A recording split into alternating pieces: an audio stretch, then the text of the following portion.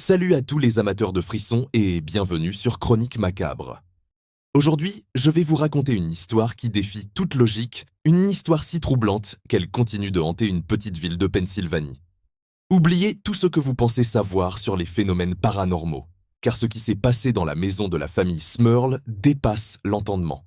C'est l'histoire d'une famille ordinaire, prise au piège dans un cauchemar bien réel. Accrochez-vous, car vous êtes sur le point de plonger dans l'un des cas de hantise les plus documentés et terrifiants des États-Unis. Tout commence en 1974, lorsque Jack et Janet Smurl emménagent avec leurs deux jeunes filles, Dawn et Heather, dans une jolie maison duplex sur Chase Street, à West Pittston. C'est une maison familiale qu'ils partagent avec les parents de Jack, John et Mary. Pendant près de 2 ans, la vie est paisible. C'est la maison de leurs rêves, un endroit où ils voient leurs enfants grandir en sécurité. Mais cette tranquillité est sur le point de voler en éclats. Les premiers signes sont subtils, presque insignifiants. Des outils qui disparaissent mystérieusement de la boîte à outils de Jack pour réapparaître plus tard, à un autre endroit. Une tache sombre et inexplicable qui apparaît sur un tapis neuf, grandit de jour en jour, puis s'efface comme si elle n'avait jamais existé. La télévision qui s'allume toute seule en pleine nuit, diffusant une chaîne vide avec un grésillement assourdissant. La famille essaie de rationaliser. Une vieille installation électrique, des oublis. Mais au fond d'eux, une inquiétude commence à naître.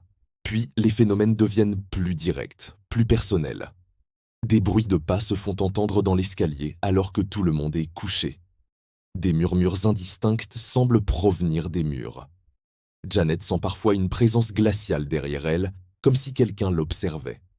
L'odeur de fumée de cigarette ou de parfum envahit soudainement une pièce, alors que personne ne fume.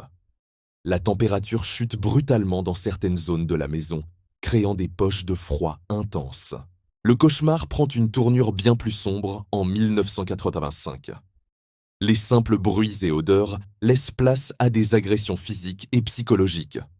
L'entité ou les entités qui hantent la maison ne se contentent plus d'être discrètes. Elles veulent qu'on sache qu'elles sont là et qu'elles sont hostiles. Jack et Janet sont réveillés en pleine nuit par des bruits violents, comme si quelqu'un frappait les murs à coups de marteau. Des voix claires se font entendre, les appelant par leur nom, parfois en criant. Janet est souvent la cible principale. Un soir, alors qu'elle est seule dans la cuisine, elle sent une main invisible la pousser violemment. Une autre fois, alors qu'elle est sous la douche, elle entend des grognements terrifiants juste de l'autre côté du rideau. La peur devient sa compagne de tous les instants. Elle ne se sent plus en sécurité dans sa propre maison. Même le chien de la famille refuse d'entrer dans certaines pièces, grognant et aboyant face à un mur vide. Jack aussi est victime d'attaques. Il raconte avoir été tiré de son lit par une force invisible. Les filles, maintenant adolescentes, ne sont pas épargnées. Dawn, l'aînée, voit une silhouette sombre et menaçante se tenir au pied de son lit. La maison est devenue un champ de bataille psychologique. Chaque membre de la famille est constamment sur le qui-vive, épuisé par le manque de sommeil et la terreur permanente. Désespérés, les Smurl se tournent vers l'Église catholique. Ils sont croyants et espèrent que la foi pourra les protéger. Le diocèse local envoie un prêtre, le père McKenna, pour enquêter. Après avoir visité la maison et béni les lieux, il est lui-même témoin de phénomènes étranges. Des coups violents dans les murs et une sensation de froid intense. Il procède à 2 exorcismes, mais les rituels semblent n'avoir aucun effet. Pire encore, l'activité paranormale s'intensifie, comme si la bénédiction avait provoqué l'entité. Face à l'échec de l'Église, la famille se sent complètement abandonnée. C'est alors qu'ils décident de contacter Ed et Lorraine Warren, les célèbres enquêteurs paranormaux. Les Warren, connus pour leur implication dans des cas comme celui d'Amityville, se rendent immédiatement sur place. Dès leur arrivée, ils confirment les craintes de la famille. Selon Lorraine, une clairvoyante, la maison n'est pas hantée par un simple fantôme, mais par une entité démoniaque puissante, composée de plusieurs esprits malveillants. Ed Warren installe du matériel d'enregistrement audio et vidéo dans toute la maison. Les bandes captureront des preuves stupéfiantes, des voix désincarnées qui insultent les enquêteurs, des grognements et des bruits de coups répondant directement aux questions posées. Ed Warren provoque l'entité en jouant de la musique religieuse et en récitant des prières.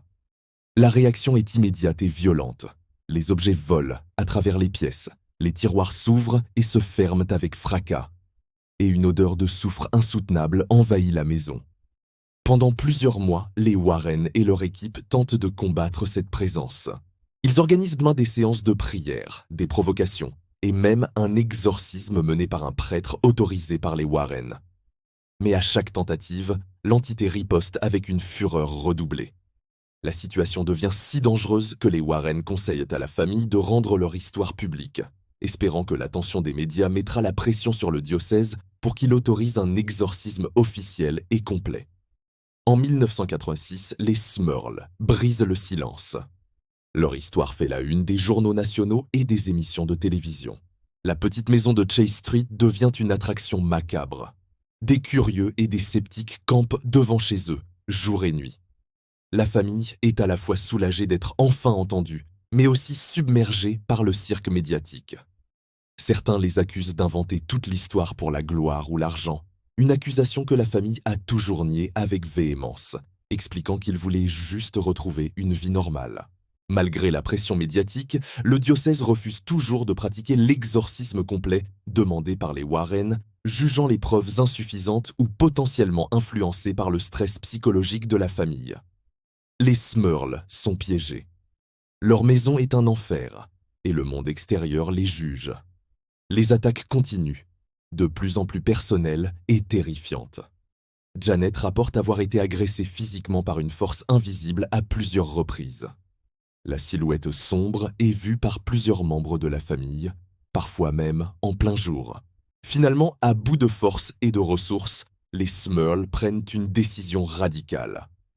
En 1987, après plus de 13 ans de tourments, ils quittent la maison de Chase Street. Ils abandonnent tout derrière eux, ne cherchant qu'à fuir l'horreur. Ils déménagent dans une autre ville, espérant laisser le démon derrière eux. Pendant un temps, ils retrouvent une certaine paix. Mais l'histoire ne s'arrête pas là. L'entité, ou une partie d'elle, semble les avoir suivis. Des phénomènes mineurs, comme des bruits étranges ou des objets qui bougent, se manifestent dans leur nouvelle maison. C'est alors que, sous l'insistance continue des Warren, un exorciste approuvé par le Vatican, l'évêque Robert McKenna, accepte de pratiquer un quatrième et dernier exorcisme en 1988. Cet exorcisme, bien plus long et intense que les précédents, semble enfin fonctionner. Après ce rituel, les phénomènes paranormaux cessent définitivement. La famille Smurl a enfin pu retrouver une vie normale, mais les cicatrices psychologiques sont restées. Leur histoire a été adaptée dans un téléfilm intitulé The Haunted en 1991 et a fait l'objet de nombreux livres et documentaires. Mais qu'est-il vraiment arrivé sur Chase Street ? S'agissait-il d'une véritable possession démoniaque, d'une hallucination collective provoquée par un stress extrême ou d'une supercherie bien orchestrée ? Les sceptiques soulignent que la famille a tiré un profit financier de son histoire, via les droits du livre et du film. Cependant, les Smurl ont toujours maintenu que l'argent n'était qu'une conséquence imprévue et qu'ils auraient tout donné pour ne jamais vivre cela.